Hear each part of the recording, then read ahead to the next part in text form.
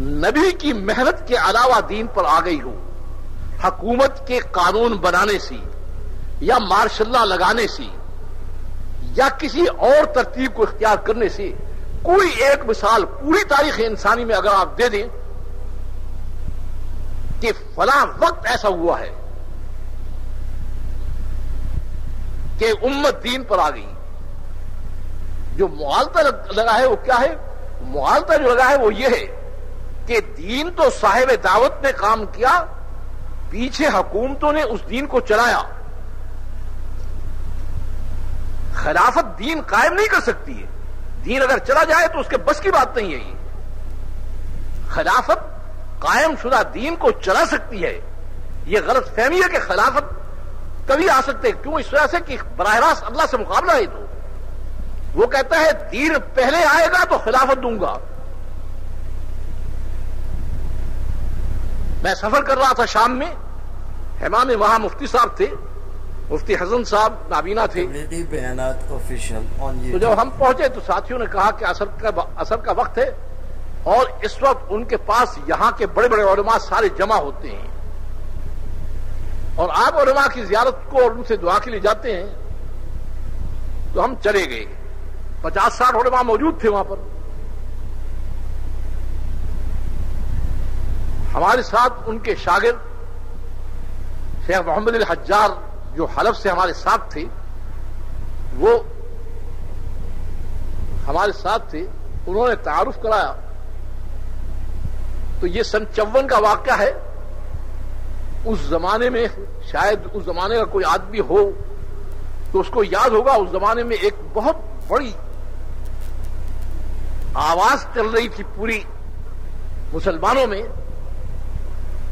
اور وہ آواز کیوں چل رہی تھی کہ پوری دنیا کے جو صدر ہیں، بادشاہ ہیں مسلمان، اور بڑے بڑے سیاسی لیڈر ہیں اور دینی زعماء ہیں، یہ سارے مکہ معظمہ میں جمع ہو رہے تھے، اور جس وقت وہ جمع ہو رہے تھے ہم اس وقت شام میں تھے، حج کے موقع پر یہ جمع ہو رہے تھے۔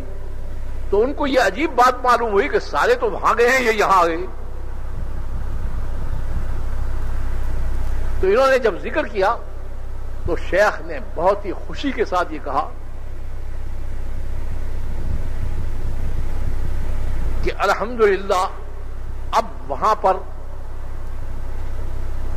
پر تمام سلاطین اور رؤساء اور زعماء سب جمع ہیں، اور وہ دولت کبریٰ اسلامیہ بنائیں گے، اسلام کی ایک بڑی دولت اور بڑی حکومت بنائیں گے۔ وہ بڑی خوشی سے انہوں نے کا اظہار کیا۔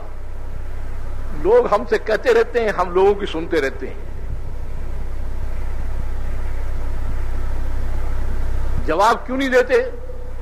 حضرت مولانا الیاس صاحب رحمۃ اللہ علیہ نے فرمایا ہے کہ ان لوگوں کا نمبر جو ہے اللہ نے آخر میں رکھا ہے، جو سوال اعتراض اشکال کرتے رہتے ہیں، ان سے زیادہ بحث کی ضرورت نہیں ہے، ان کو چھوڑو، جس وقت ان کا وقت آئے گا تو یہ خود بدل جائیں گے۔ اگر ان سے بحث مباحثے میں اور ان کو سمجھانے میں لگے گے تو یہ تو سمجھائیں گے نہیں، جو دوسروں پر وقت جو بغیر سوال اعتراض کے ماننے ہیں ان کا وقت بھی کھا جاؤ گی۔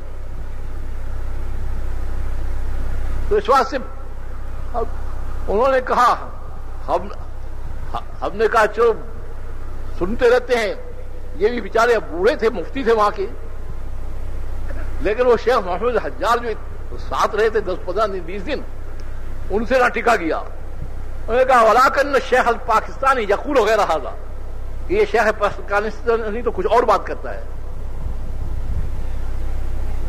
قدرتی بات ہے، شیخ کے چہرے پر میں نے دیکھا کہ تناؤ آیا، اور کہا ایش یقول، یہ کیا کہتا ہے؟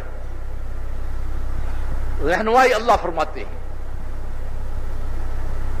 نہ کوئی پہلے سے سوچا ہوا ہوتا ہے نہ کچھ ہوتا ہے، رہنمائی اللہ تعالیٰ فرماتے ہیں۔ میری زبان سے ایک دم جملہ نکلا، بے وجود الدین وجدت الخلافہ، وبضعف الدین ضعفت الخلافہ، وبعدم الدین عدمت الخلافہ، فإن كنتم تريدون مراجعة الخلافة فلا بد لكم من مراجعة الدین، کہ دین کے وجود پر خلافت دی گئی ہے، دین قائم کرنے کے لیے خلافت نہیں دی گئی۔ دین کے وجود پر خلافت دی گئی ہے، دین کے ضعف پر خلافت ضعیف ہو گئی ہے، دین کے چلے جانے پر خلافت واپس لے لی گئی ہے۔ خلافت کو اگر لانا چاہتے ہو تو پہلے دین کو لانا پڑے گا۔ اور میں نے آیت پڑھی وعد اللہ الذین آمنوا منکم وعملوا الصالحات یستخلفونہم فی الارض، کہ اللہ کیا کہتے ہیں کہ یہ میری نیابت ہے، یہ مفت نہیں بٹ رہی، پہلے اپنے آپ کو دین والا بناؤ، پھر میں انعام کے طور پر دوں گا۔ یہ محنت کی چیز نہیں ہے کہ انسان محنت کر کے اللہ سے کہہ دو، ایسی بات نہیں ہے۔ تو یہ میں ان کی سلامتی کی بات کہتا ہوں کہ یا تو ان کے اندر اتنا جوش تھا، یا ان میں سے جو علماء تھے وہ کھڑے ہو گئے اور وہ کہنے لگے شیخ اتیت بالحق، تم حق کو لے کر آئے ہو اور تم نے قرآن کی آیت تلاوت کی ہے، بالکل صحیح بات ہے کہ یہ موعود ہے اور موعود مشروط ہے، یہ چیز جو ہے یہ مقصوب نہیں ہے، محنت سے حاصل نہیں ہو سکتی، یہ اللہ کی طرف سے اس کا وعدہ کیا گیا ہے انعامی طور پر، اور وعدہ مشروط ہے حیات دین کے ساتھ۔ یہ تو بات ہمیں سمجھ میں آ گئی، لیکن اب تک تو ہم یہ سمجھتے رہے کہ حکومت دینداروں کی حکومت قائم ہوگی، خلافت ملے گی، ہم دین کو قائم کریں گے، جیسے یہاں چلتی ہے بات، پہلے اب تک تو ہم یہ سمجھتے رہے، لیکن یہ تو بات بالکل واضح ہے کہ اللہ کہتا ہے پہلے دین آئے گا اس کے بعد دی جائے گی،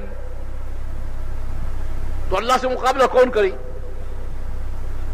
میں نے کہا یہ مسلمان مقابلے میں تو مارے جا رہے ہیں، وہ کہتا ہے راستہ یہ ہے، ہم کہتے ہیں نہیں راستہ یہ بھی ہے۔ انہوں نے کہا ہم ایک بات کہتے ہیں کہ جیسے یہ بات تم نے کہی ہے تو یہ بھی اللہ نے تمہارے دل میں ڈالی ہے، دین کیسے آئے گا اور پبلک دین میں کیسے آئے گی، یہ بات بھی ضرور تمہارے دل میں ڈالی ہوگی۔ تو میں نے کہا تم 50-60 علماء ہو، تم بھی تو سوچو، اس کو ساری چیز میرے ذمہ ہے۔ تو کہنے لگے شیخ بخل نہ کریں اس میں۔ تو میں نے ان کو کہا، میں نے کہا حضور اکرم صلی اللہ علیہ وسلم جب مکے میں آپ نے کام شروع کیا ہے تو میں نے کہا سارے نمازی تھے، سارے دین پر چلنے والے تھے، سارے ایمان والے تھے، چلنے میں کچھ بھی نہیں تھا۔ میں نے کہا پھر اب یہاں دو جواب نہیں ہو سکتے، یہ گردن کی ایسی پھانسی ہے کہ یہ وہاں آدمی جکڑا جاتا ہے، وہاں دو جواب دے نہیں سکتا ہے۔ میں نے کہا پھر کہنے لگے آپ نے دعوت اللہ سے کام شروع کیا۔ میں نے کہا بس اسی کو ہم کہہ رہے ہیں۔ میں نے کہا ہم اسی کو کہہ رہے ہیں کہ اللہ کے نظام میں دعوت اللہ پہلی چیز ہے، ہم اس کو کہتے ہیں کہ یہ کوئی چیز نہیں، تو کس طرح سے اس امت کا معاملہ اللہ سے صحیح ہے؟ میں نے کہا جب بھی کفر پھیلا ہے یا جب بھی دینی امتیں بگڑی ہیں تو اللہ تعالیٰ نے نظام دعوت کے ذریعے سے اس کے رخ کو موڑا ہے۔ اب آپ کہتے ہیں کہ نہیں یہ یوں بھی مڑ سکتا ہے، یوں بھی مڑ سکتا ہے، یہ بھی ہو سکتا ہے، وہ بھی ہو سکتا ہے، تو میں نے کہا براہ راست اللہ سے لڑائیے، مسئلہ کیسے حل ہو؟ میں نے کہا نہ مخلصین کی کمی ہے، نہ متقی لوگوں کی کمی ہے، نہ دین پر محنت کرنے والوں کی کمی ہے، کمی یہ ہے کہ اس کی تحقیق نہیں کہ اس کا نظام کیا ہے، اور اس کی تحقیق نہیں کہ انبیاء کو اس نے کیا ترتیب دی ہے، یعنی کہ اس کام کا منشا کیا ہے۔ اس کام کا منشا یہ نہیں ہے کہ آپ دین کو لانے کی محنت کریں، اس کام کا منشا یہ ہے کہ دین کو لانے کے لیے اللہ کے نظام اور نبی کی ترتیب پر محنت کریں۔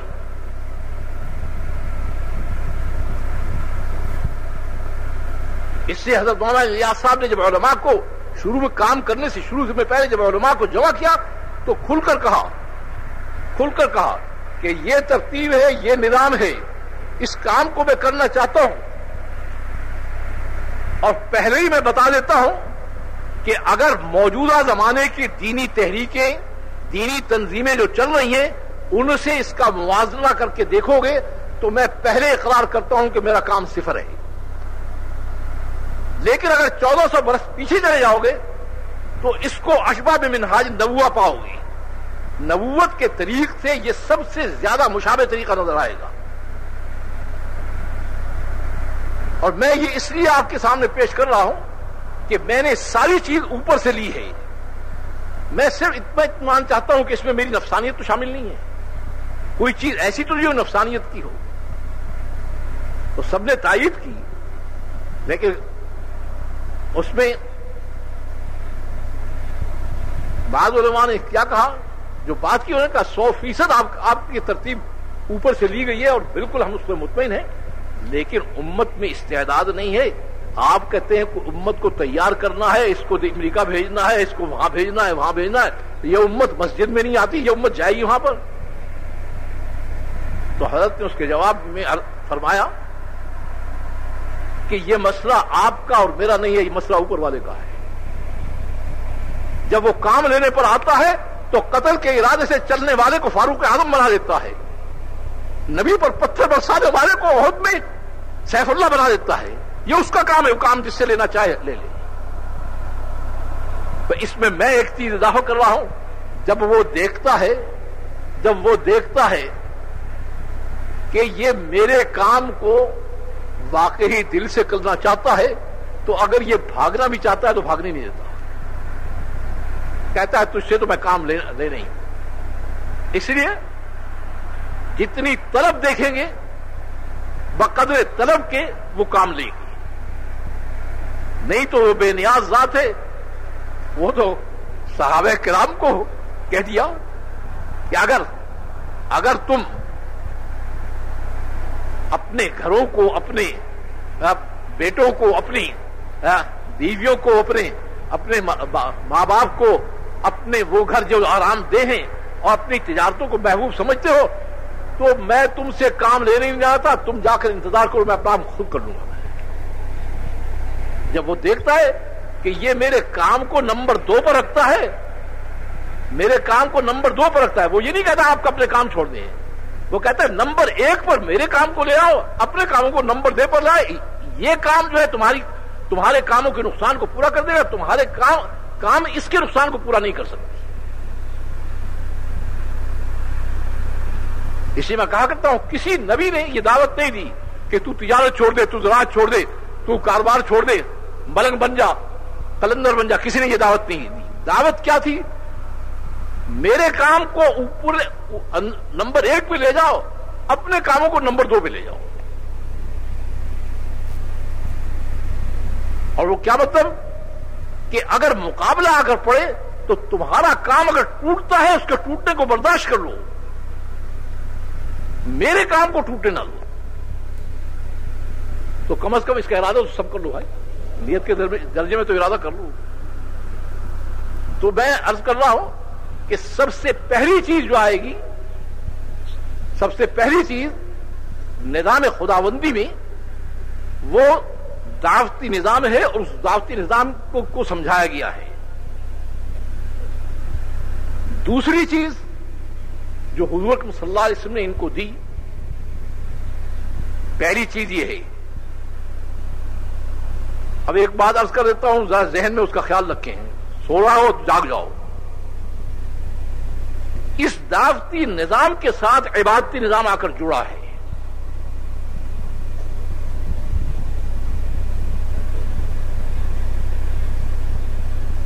یہ نہیں ہے کہ عبادتی نظام آ گیا ہے اور دینی نظام آ گیا ہے اور دین پر چلنے والے ہو گئے تو دعوت رک گئی ہو. نہیں، اس کے ساتھ جڑا ہے. دعوت چل رہی ہے، عبادات کا نظام آ رہا ہے اور دعوت مسلسل چل رہی ہے.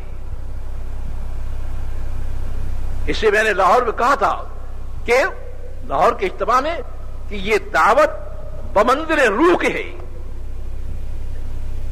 بمنزل روح کے ہے. یہ اگر رکے گی تو دین کا ہر شعبہ مردہ ہو جائے گا.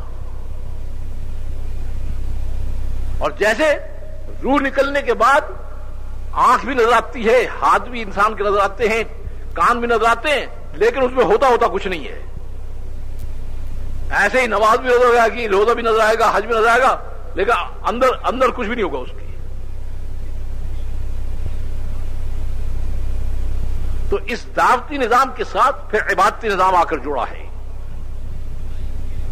اور عبادتی نظام کس طرح سے جڑا ہے؟ عبادتی نظام کس طرح سے جڑا ہے؟ یہ نہیں ہے کہ عبادت آپ جیسے مرضی ہے کر لو. ہر چیز کی شکل، اس کا نظام، اس کی ترتیب دی گئی ہے.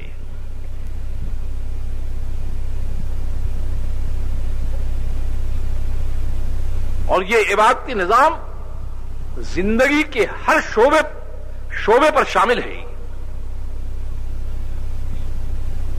کوئی شعبہ زندگی نہیں ہے بیت الخلاء میں جانے سے لے کر تخت حکومت پر بیٹھنے تک کوئی شعبہ زندگی ایسا نہیں ہے جو اس عبادتی نظام میں اس کا نظام اور اس کی ترتیب نہ بتائی گئی.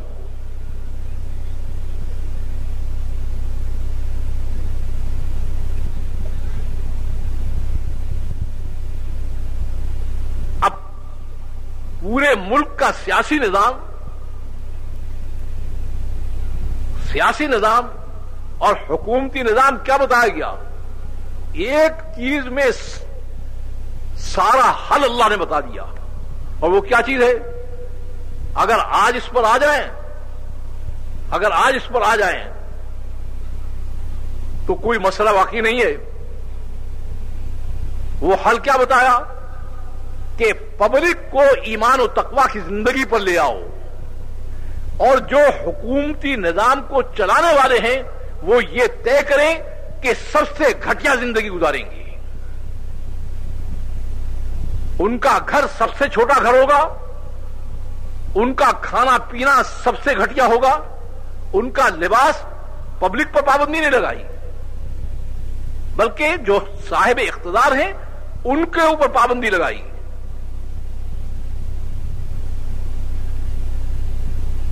کہ تم اگر نظام چلانا چاہتے ہو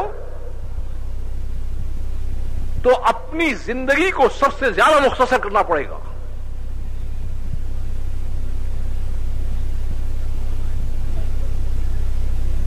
پبلک کو ایمان و تقوی کی زندگی پر لے آؤ تاکہ اس کا رابطہ اوپر سے صحیح ہو، اور پبلک اطمینان اور سکون کی زندگی بسر کرے. اس میں تمہیں سب سے گھٹیا زندگی اختیار کرنی پڑے گی.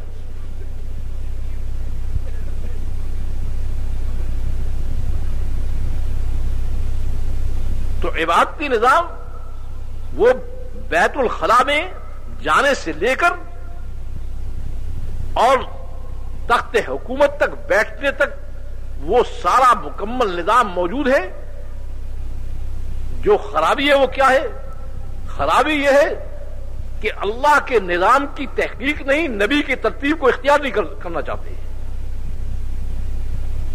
دین ہے اللہ کا، کہتے ہیں ہم دینی زندگی لانا چاہتے ہیں. وہ دینی زندگی تو لانا چاہتے ہو، جس کا دین ہے اس سے تو پوچھو.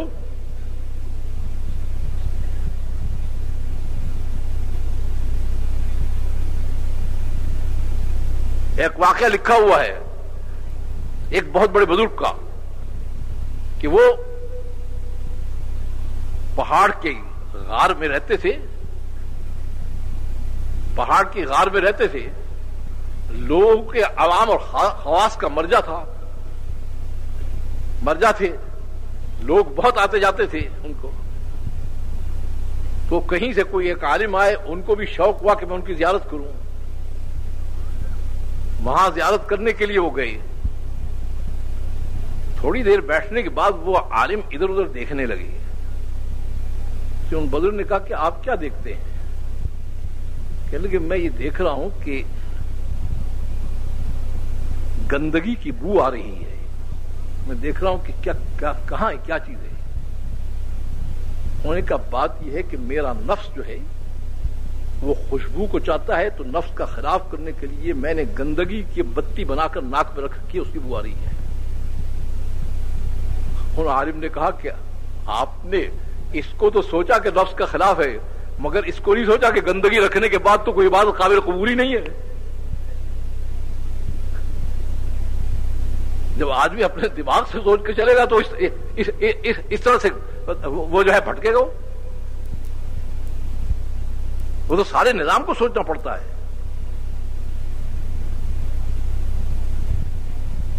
اب اللہ کے نظام میں کیا بات ہے؟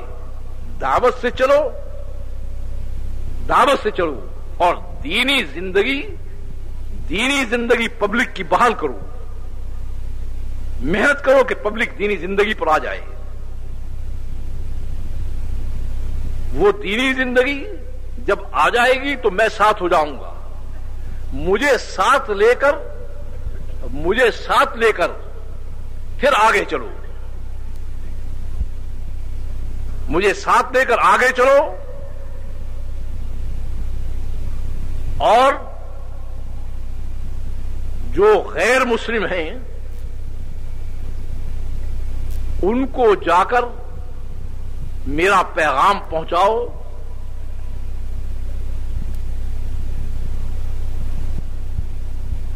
میرا ان کو پیغام پہنچاؤ۔ اگر وہ پیغام پہنچانے میں رکاوٹ بنیں گے تو پھر تمہارا مسئلہ نہیں ہے، پھر میرا مسئلہ ہے، میں دیکھتا ہوں کون ٹھہرتا ہے۔ پھر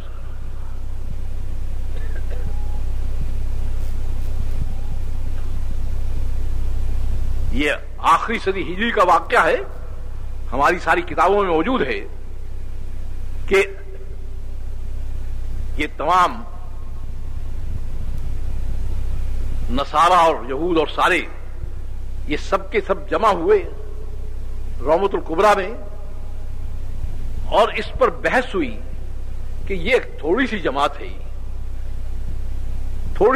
ہے، نہ ان کے پاس سامان جنگ ہے، نہ کھانے پینے کا سامان ہے، ایسے ہی فقیر سے لوگ ہیں، لیکن ہماری منظم سے منظم اور بڑی سے بڑی فوج ان کے سامنے ٹھہرتی نہیں ہے۔ کیا قصہ کیا ہے یہ؟ اس پر بحث، اور بحث کیوں تھی کہ اگر صحابہ کرام کی ساری فوج کی تعداد جو مختلف مقامات پر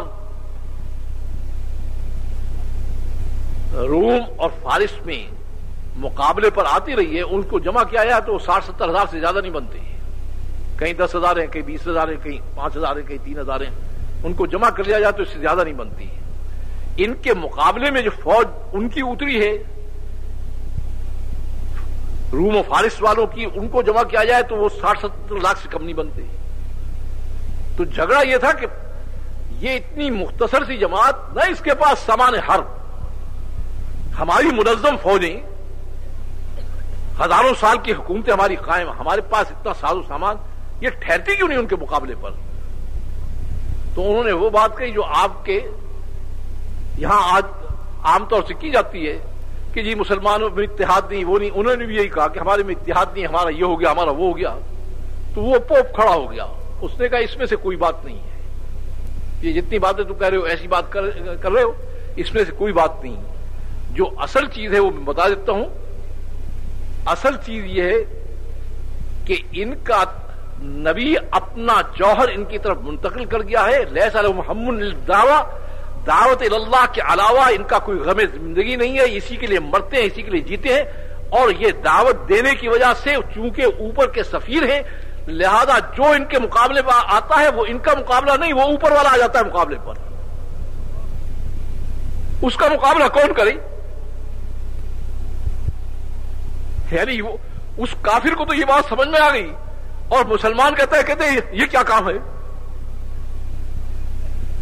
تو میں نے کل بھی عرض کیا تھا کہ اللہ نے اس میں دو ہی طاقت رکھی ہے، یا یہ کفر کو موڑ دے گا یا توڑ دے گا۔